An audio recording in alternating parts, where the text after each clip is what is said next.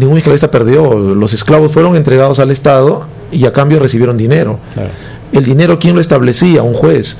Este juez a partir de un justiprecio, pero daba la casualidad, y esto Manuel González Prada lo dijo también en su momento, que muchos hijos de hacendados eran abogados y eran jueces, y entonces ellos eran los que tenían que determinar cuánto dinero se iba a pagar por cada esclavo que se le había quitado al esclavista, que en la realidad era su padre. Entonces las cantidades de dinero que se pagaron fueron demasiadas por la cantidad de esclavos que se liberó y por la edad de los propios esclavos. No hay que olvidar que el esclavo en estas sociedades esclavistas no es un ser humano, es un objeto, porque se compra y se vende. Entonces se pagó mucho dinero por personas muy mayores, que su trabajo ya no valía lo que se supuso. Pero esto significó que estos sectores conservadores apoyaran el gobierno de Castilla. O sea, de alguna manera Castilla compra este sector. Compra el sector conservador que controlaba el Congreso, frente al sector liberal muy venido a menos.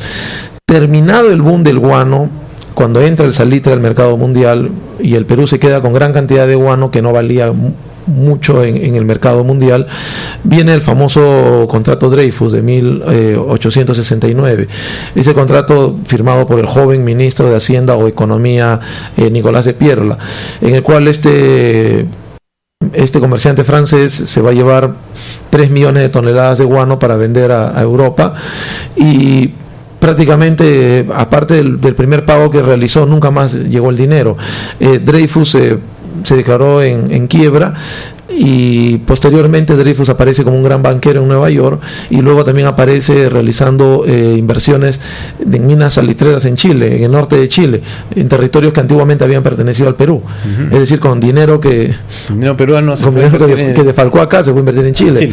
Y el contrato Grace cierra este siglo XIX, ¿no? El contrato Grace de 1889, en el cual nosotros entregamos también ferrocarriles, entregamos guano, entregamos una gran cantidad de nuestros recursos a cambio de que la casa Grace pagara nuestra deuda externa, pero finalmente fue mucho más de lo que entregamos que lo que se tuvo que pagar la deuda externa.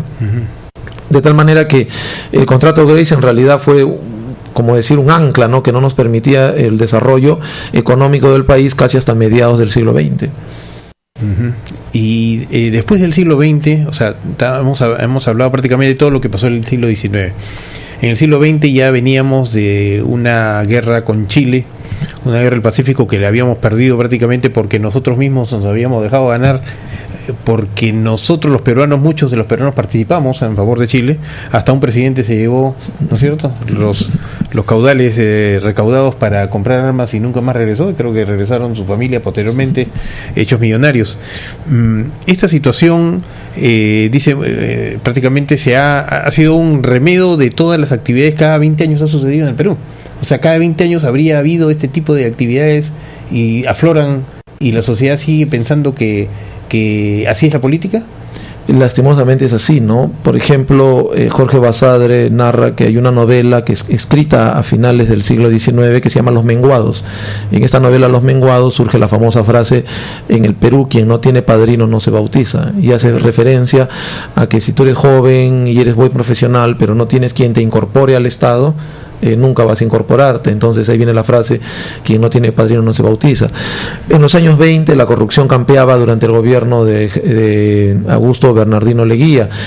Leguía era un presidente, podría decirse, el primer populista, ¿no? Leguía inauguraba el Estadio Nacional. Ahí quería venir sobre lo que pasaba en el siglo XX, y después de esta pausa comercial, al cual vamos.